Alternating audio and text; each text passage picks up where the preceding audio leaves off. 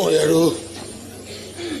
আৰু সেইখন ঘৰলৈ উভতি নাহো দিয়া মণিমালা। মই নোৱাৰো সেইখন ঘৰত থাকিব।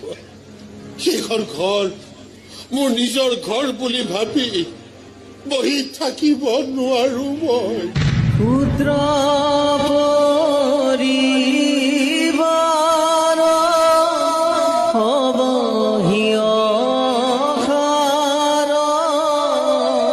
এনেকুৱা লাগিছে যেন ঘৰটো এফালৰ পৰা ভাগি ভাগি গৈ আছে আৰু তাৰ ভগা টুকুৰাবোৰ আহি মোৰ গায়ে মূৰে পৰিছে।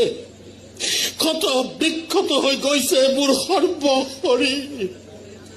ইমান কষ্ট, ইমান যাতনা সহ্য কৰাৰ ক্ষমতা মোৰ নাই মণিমালা। মই নোৱাৰো।